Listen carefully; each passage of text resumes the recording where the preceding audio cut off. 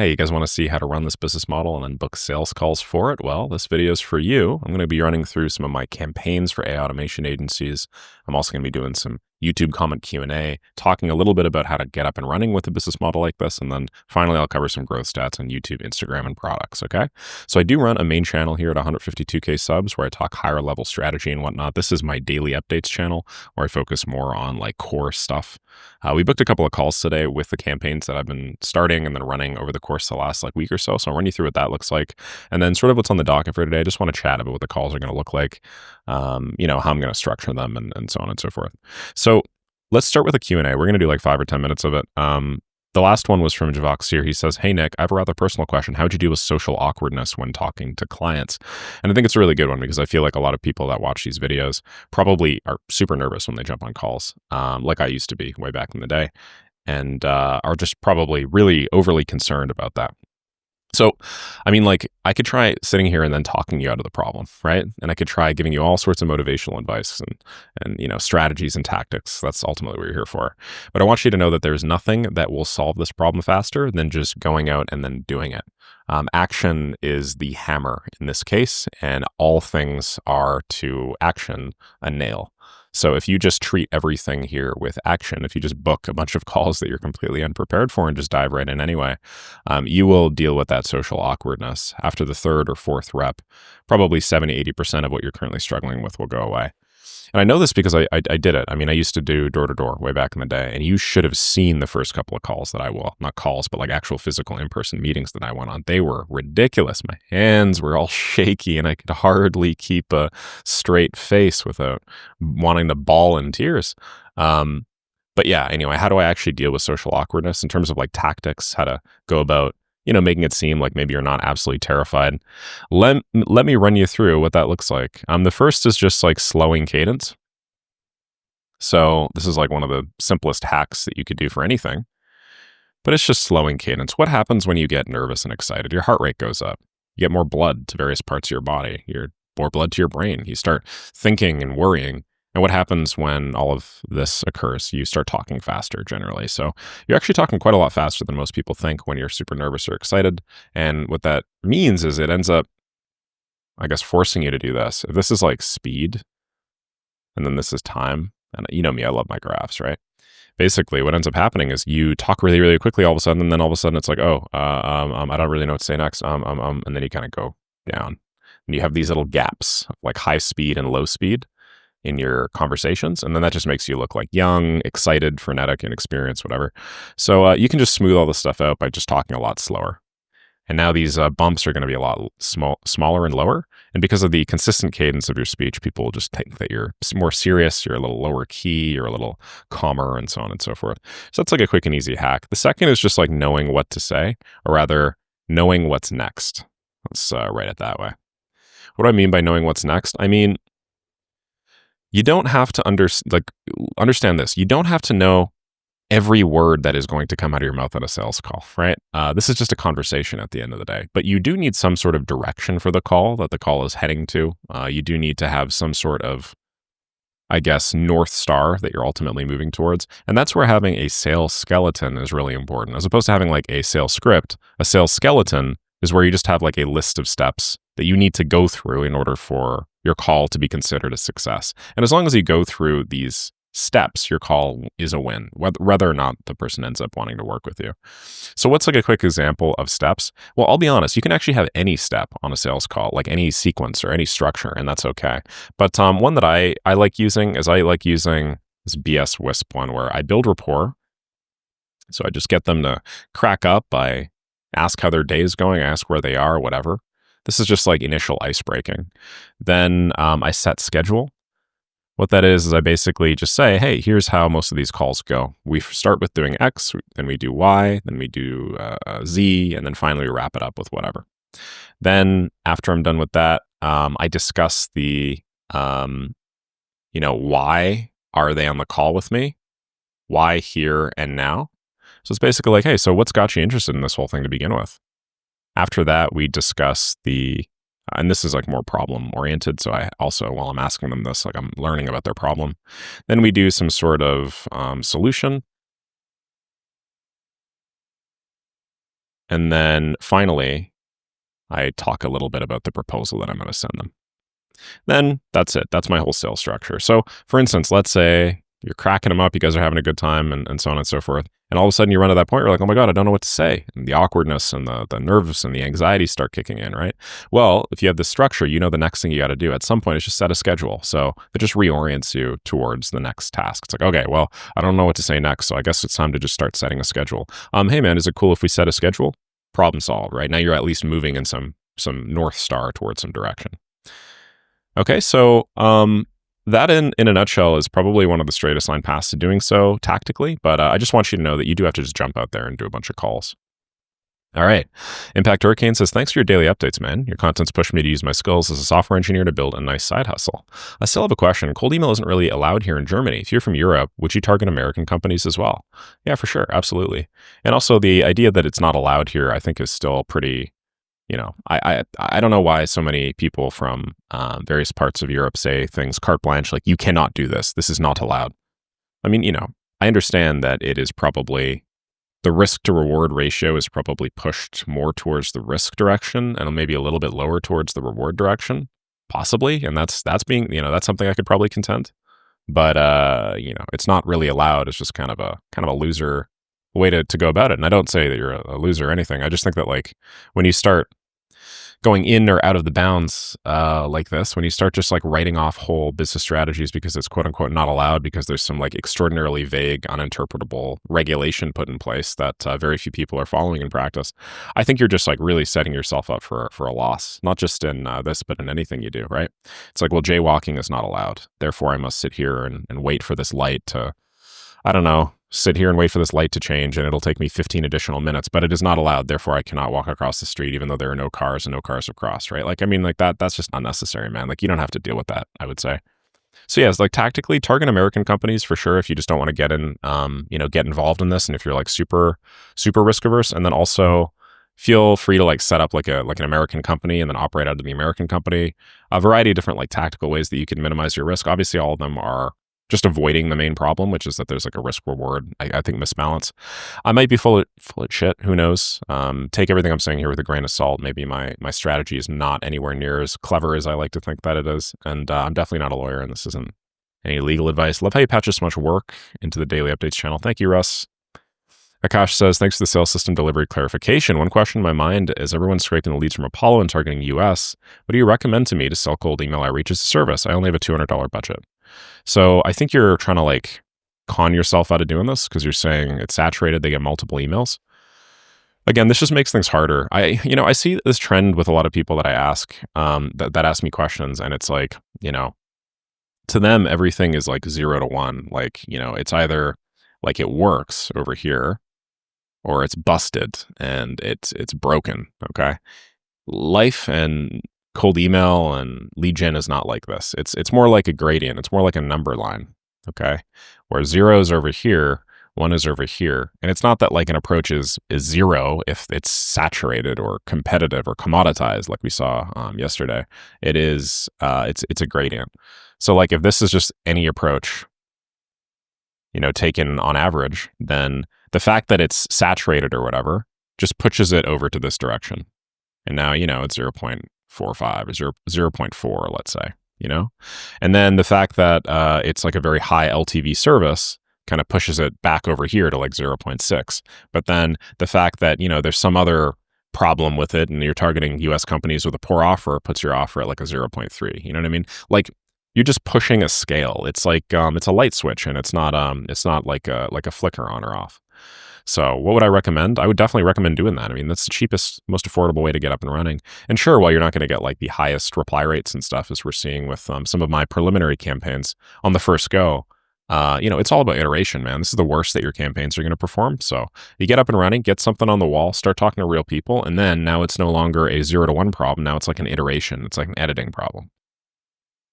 Now, if I close SaaS companies for cold email automation, what do you think? Who's going to pay for domains, mailboxes, instantly lead scrapers? I'd recommend that the company pays for most of these things. I mean, like the ROI on this is just so crazy that it doesn't really make sense for them not to. So yeah, just try and have them pay for it. Okay, I'm seeing a bunch of duplicates here, so I'm just going to remove all of your second comments so people don't get confused. I'd appreciate it if you didn't just like make 20 posts with the same one. Like that. You don't need to worry about stuff like this. I will eventually get to you. Priyatosh says, I wish you make more vids like this. Thank you. Chit Digital says, thanks. Elisa says, hey, Nick, been a while. Purchased the books, never split the difference in the goal based on your recs. Also got the 2 Hormozy books. Just curious what order do you recommend I start them with? The goal first, then never split the difference next, then the 2 Hormozy books after. I don't know which ones they are, but would do.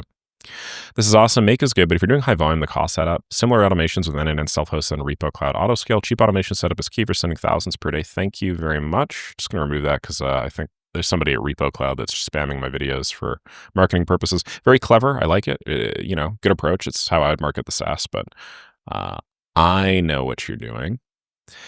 Peppy says, hey, Nick, awesome stuff. Please keep it up. Couple of questions for you. In the video, you mentioned creating a CRM system as one of the historically well-selling services. How did you create the presumable web app? Lovable Horizons frontend, end-to-end backend, Supabase for storage? Do you know better alternatives? Yeah, no, I wouldn't mess with any of these things, man. I just mean ClickUp. You mentioned adding stuff to the CRM. Do you mean selling this as a separate service? It's not actually connected to the CRM, but you just verbally wrap it as a CRM add-on. Do you mean actually custom configuring this for each client? Way less scalable. Would absolutely love a tutorial on all this. My tutorial is basically I set up a ClickUp for them, and then that is the CRM. And because they don't typically have a ClickUp, or they have a very poorly configured CRM, like that is the value add. It's not me like building a custom CRM for them, which would just be way too difficult. Fada says, where's that kickoff call SOP? It is somewhere buried within the depths of my daily updates, but I'm now making this a Maker School resource. So you may be able to find this at some point in my videos if you want to go back and search through the archives. But yeah, kickoff call SOP, I'm making that a Maker School thing because I have a lot of people asking for it. And, obviously I don't want everybody just to leave Maker School. Be like, what the hell? Nick's sharing the kickoff call SOP on daily updates. Okay, Tim says, Nick, I have a friend owning a freight forwarding business, want to automate stuff for him, but there's so many unknown things. For example, what programs they use and how workflows go. Also talked about the freight forwarders. Everyone has a slightly different way of doing things. How do you approach this since the niche is good? Should I just get in touch with a friend, spend some time asking about his exact workflows? Any tips will help. If they can automate his status of shipment updates, something to do with document generating. I also think if I do things right to him, he would get me reference to a lot of similar businesses since he has the network. Yeah, any sort of broker. And I know this because, there are a lot of people in Make Money with Make that are actually focused on this specific niche. Michelle, shout out to you if you're watching this.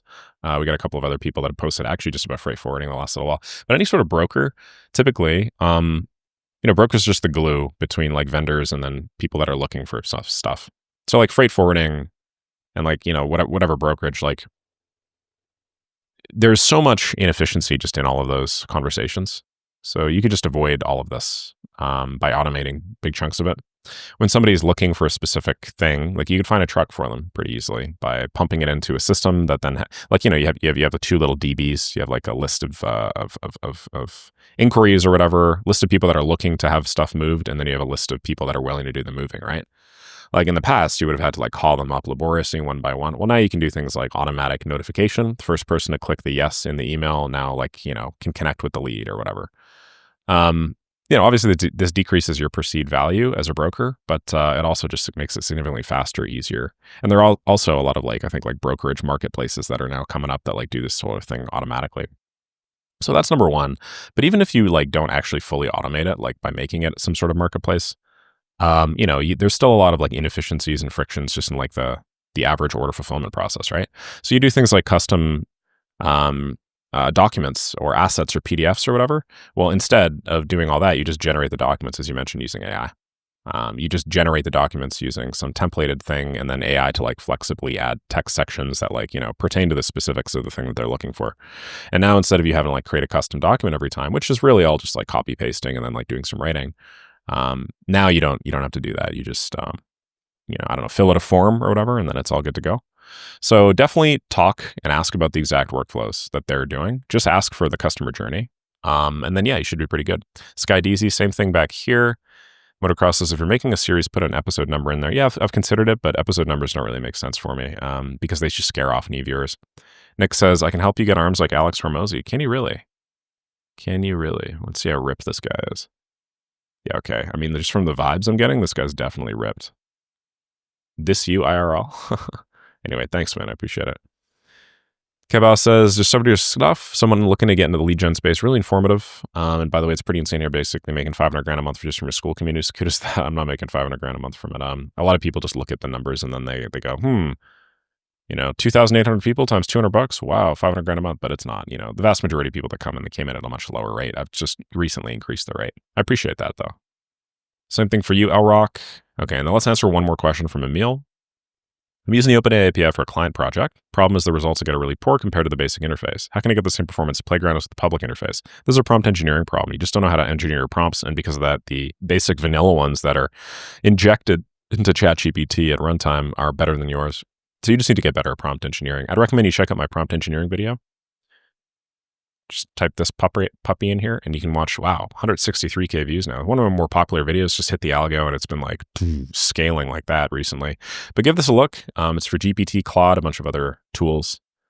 A bunch of people have now like rewritten my thing and turned it into a blog post. So thank you very much for that, Daniel Ferreira. What shortcut to use in Chrome, GS, or your Mac in general? Yeah, the biggest one that I use is Control-Shift-Tab to go back and forth like this. That just saves me so much time. Or sorry, yeah, Control-Shift-Tab like this. And then I have like ChatGPT, which I open with this. And I now have this thing called Aqua where I just speak into it and then it writes something. So that helps me quite a bit, I would say. So I mean like, and then it writes something that's 1, 2, 3, 4, 5 words, right? Most people write at about like 50 to 70 words per minute. So this would have taken them 6 seconds, took me like 1 second, right? It's a lot faster to do things like that. And then like Command T to open up a new tab. That's pretty big. Last one, I've had several calls from people interested in services but requesting systems that I didn't know if they were possible to build. I told them I checked the feasibility after a call, but when I called them back later to tell them it's possible, they didn't respond as they seem interested during the call. What can I do to solve this? Well, I think, just the fact that you're asking this question, you understand the solution. The solution is not waiting 2 hours. Like when the iron is hot, you need to strike it now, right? When somebody wants something or they're asking to see if it's feasible, that's because they have a desire to do it now. Depending on the platform that you're acquiring them on, when you say stuff like this, I'm immediately thinking Upwork. Depending on the means by which you're chatting with them, cold email or a phone, they might have like other people that are willing to solve the problem in that time, to be honest. So strike while the iron's hot, man. Know how to do the thing or just deal with it right then. Okay, I'm not entirely sure if this is entirely feasible, but let me run you through some questions. And then by the end of these questions, maybe we can figure it out. That's the way to do it. Thank you very much, Tekla. Much appreciated. Oof, man. That's killer. Nice, dude. I hope you get that 5%. Keep it going. Max says, are you uploading on the wrong channel? Thank you, man. Very much appreciated, guys. You guys are freaking awesome. Okay.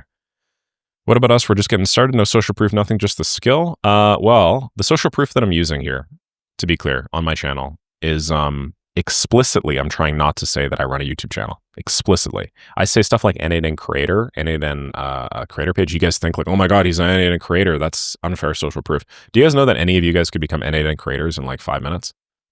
Maybe I should have clarified, but like I'm explicitly making sure that all the social proof that I'm using here is not related to my YouTube channel, unless it's like a campaign that is specifically related to some sort of media or something like that, which I happen to do with podcasting. So, hey, I run a 150K, I work with this person who runs a 150K YouTube channel.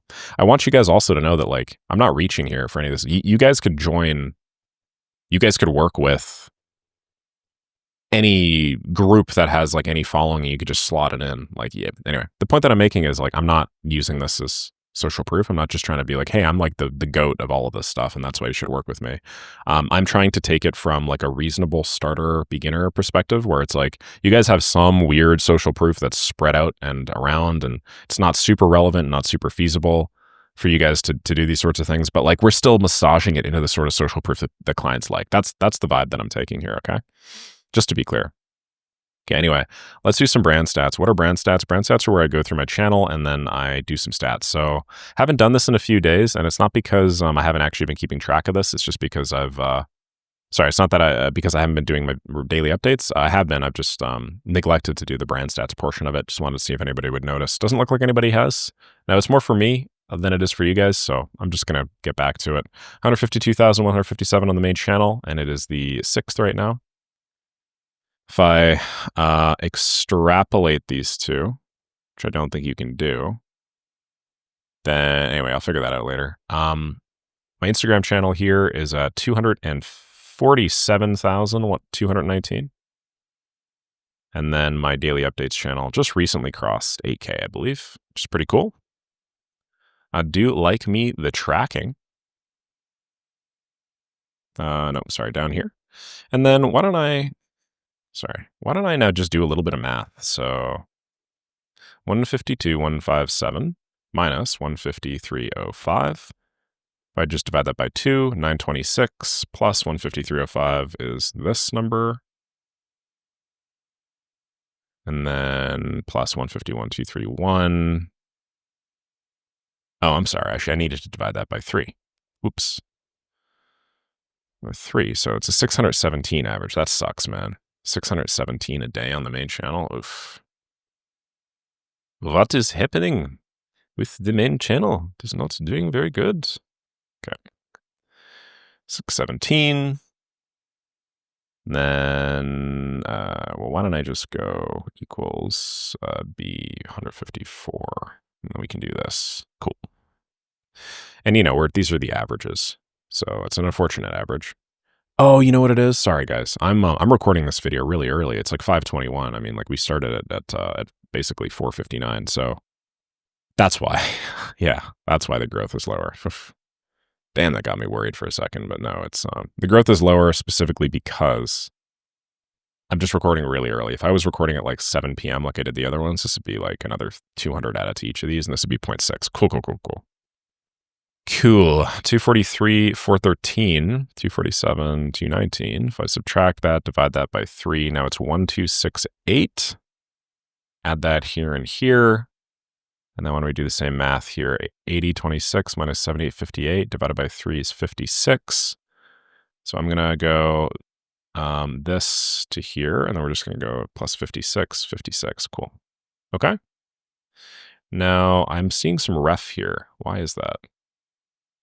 I think I just screwed up on the math. But anyway, yeah. What are we seeing here? Low stats just because I'm recording these as averages. And like, if this were like, I don't know, 8,000, which is probably would be the truth here. These are going to be higher. Same here and same here. I'm liking this, but obviously not as good as the golden age era of content.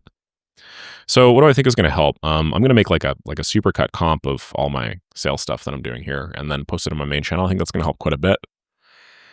Once I'm done with that, that's going to help with the perceived value and the authenticity. What do I think is going on just more generally in the content space? I think that a lot of people are now, the beginner mind has been captured by this term commoditized. And as I was mentioning in yesterday's video, most people just have no idea what that means. And they also think that because something is commoditized, you can't make $5,000 or $10,000 a month with it. So it's like, oh, it is commoditized. So therefore I must move on. Man, I used to sell door-to-door marketing services. You want to look at a freaking commoditized service. Look at the door-to-door marketing agency I scaled to $20,000 with my business partner at the time. That's a commoditized service, man. Door-to-door selling Google My Business Management for $250 a month. Holy crap.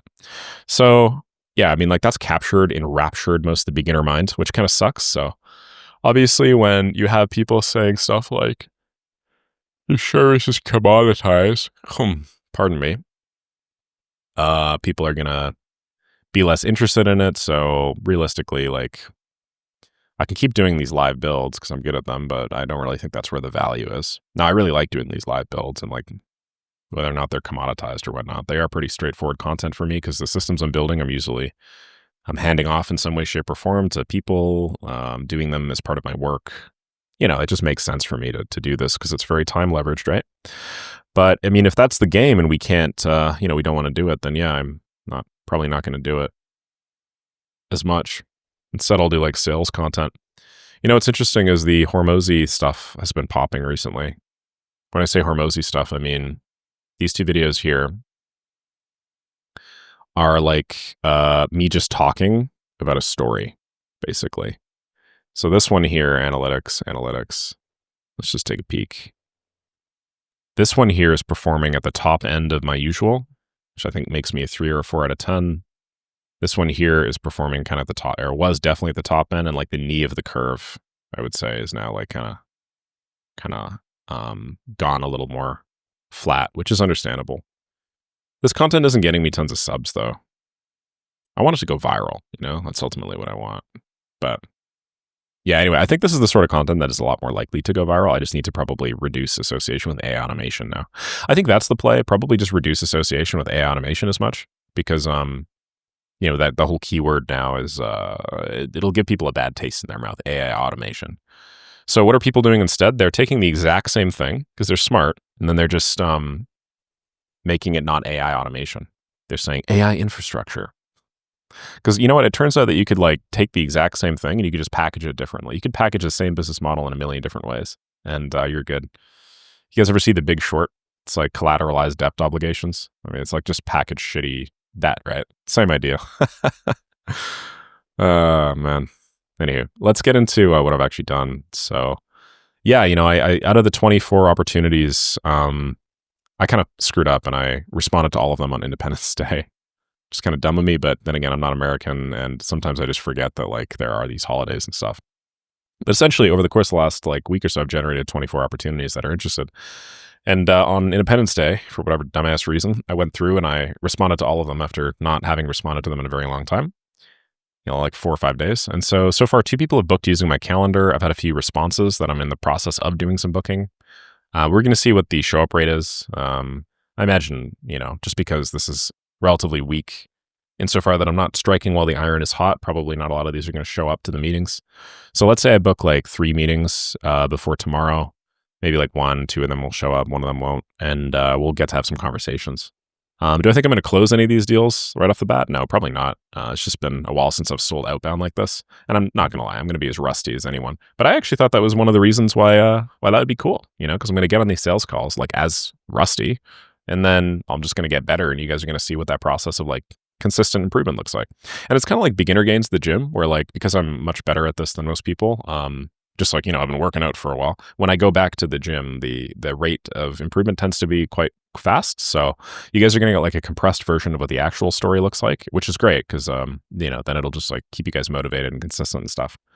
So I don't know how many sales calls, we're going to do to close.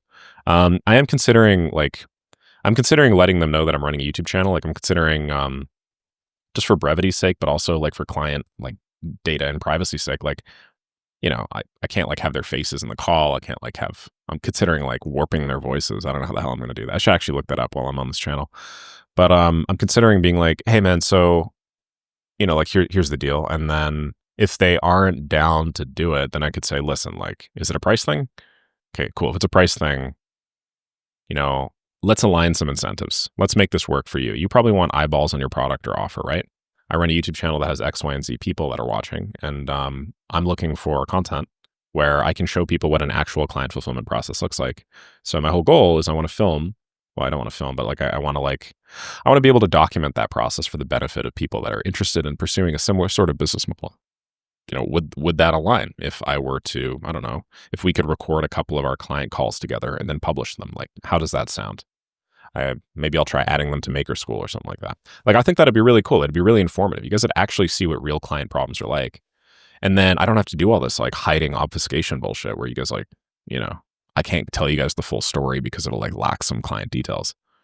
Now, think about it from my perspective, right? Like that's impacting the perceived authenticity of the process. And like the truth is they're going to act a little bit differently on the calls because they're going to know that they're being recorded and stuff. But it's still like a real client. So I don't know. So it's kind of, we're doing some trade-offs here, right? And then I think that would also allow me to do things like document how I'm sending the emails to them, document how I do the deliveries, documenting how I do revisions. If they have questions about the systems, if they want to do follow-up projects, I could do it with them. I'd obviously be giving them a discount on the rate, in order to do this. So wouldn't be like super 100% representative of the deal sizes that you could get and stuff like that. And obviously the association with my brand would have a lot of people be like, well, Nick, I want you to do it as if you were a total beginner. And it's like, well, yeah, but you understand that I can't really, right? Because at the end of the day, like, what am I going to do? Build a pseudonym? Sick Saraev over here? No, people are obviously going to like Google me and they're going to Google the company and they're going to find it. So there's nothing I can do to that. And you can't sell stuff totally ghost. So anyway, that's just what I'm playing around with. I think that would make sense. I was chatting about it with Jack Roberts the other day. And yeah, Jack seems to think it's a good idea. All right, guys, so why don't we head over to sequences here? Yeah, I'm not seeing these variants turn on. It's part of my messaging. So what I had to do was I had to create a new one called split test because of bug. And I've just sent 37, 37, 37, 36 to each. I've got 0 responses so far. Wow, looks like 12 bounce, 4 bounce shield. Okay. So, I mean, I'm gonna have to do some email verification, right? Obviously, now that I've just spun up these campaigns and they weren't all just smash hits like I was expecting, I'd probably get like a 3 to a 5% reply rate on a couple, and then my positive reply would be about half of that. Instead, my positive reply rate is somewhere around 0.4%, and I have to do some changing there. But yeah, I guess like what's the next step? Well, I've gotten a lot of positive feedback on the podcaster campaign, which is cool. A lot of people are just really game. And basically, the way the podcaster campaign works is we're claiming some association with a company that has like high media, like good media basis. So I know this is out of left field, but I work with Nick. He runs a whatever YouTube channels on various spots. Notice how I'm not saying I'm Nick. I'm just saying like I work with.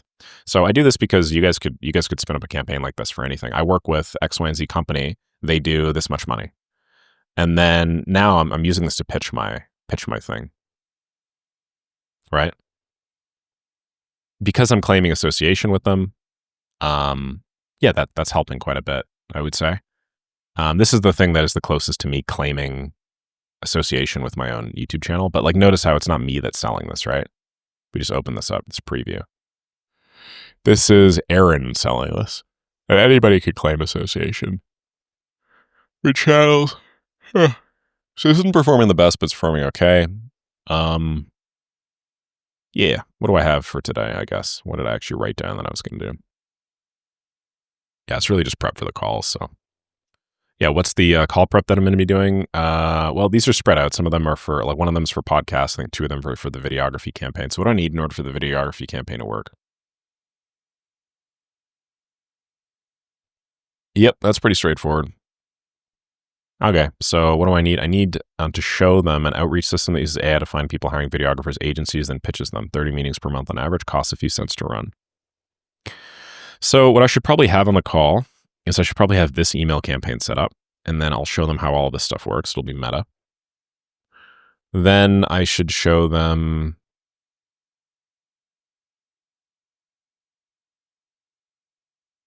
a scraper.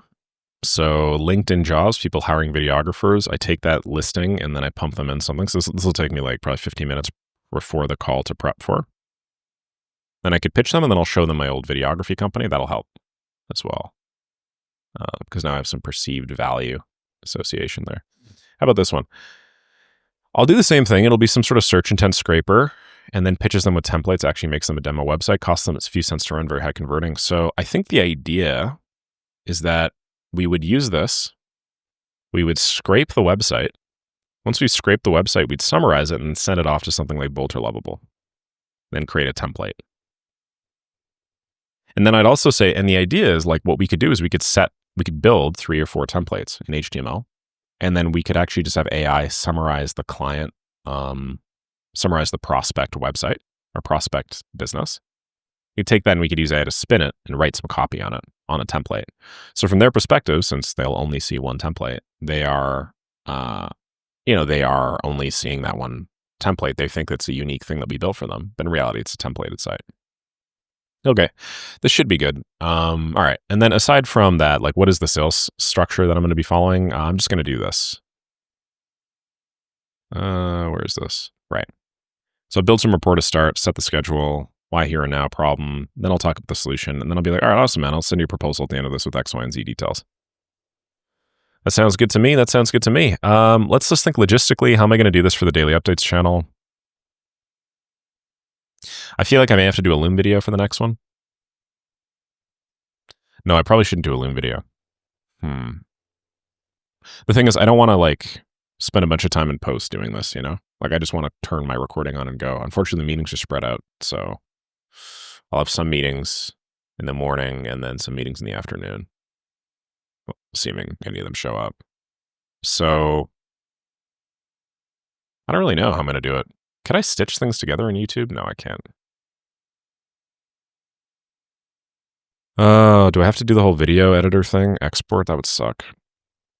Could I upload a file to Loom and then just stack them one after the other? That would help. Could I do that? Let's go to Loom. Let's go upload a video and let's go movies. And here is me trying to do a bunch of video recordings. Let's pick this one here. This may have been yesterday's daily update.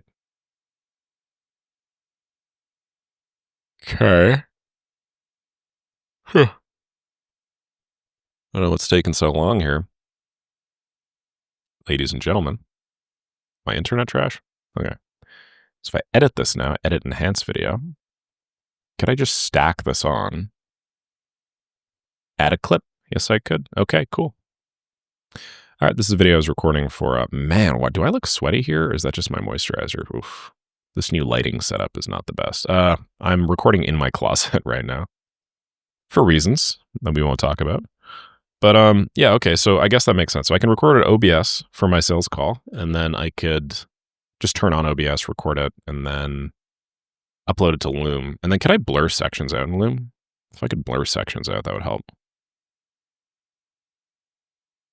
How do we do this? How do we do this? Add overlay. Add a box. Yeah, that's fine. I want you to fill that box in, baby. Yeah. What if I just do this? Huh? I'm over here on the left, and they're over there on the right. That is some low production value work right there. Huh? Not bad if I do say so myself. I do not like this line. That's kind of annoying. Yeah, I don't like this line. Can I fix that? No. Well, what if I thicken the line? No, that doesn't work. Shadow? Fill box? I honestly don't really know what I'll do with that, but we'll figure it out later. Cool, that's that. All right, guys, so yeah, I believe that's everything that I needed for today. Apologies if we're a little rough around the edges, just had a lot to do, so I figured I'd record this daily update now. And I'm looking forward to seeing how all this continues to materialize. You know, got some meetings in the queue now. Should be able to get up and running with the sales side of things. And then, yeah, future campaigns will actually be responded to. I'm really looking forward to iterating on these campaigns and launching them again. It's going to be great. But future campaigns, I do need to like respond to the emails as they come in because there's just no way that I'm going to convert anywhere near as many if I continue doing this. Just part and parcel of what I'm doing right now.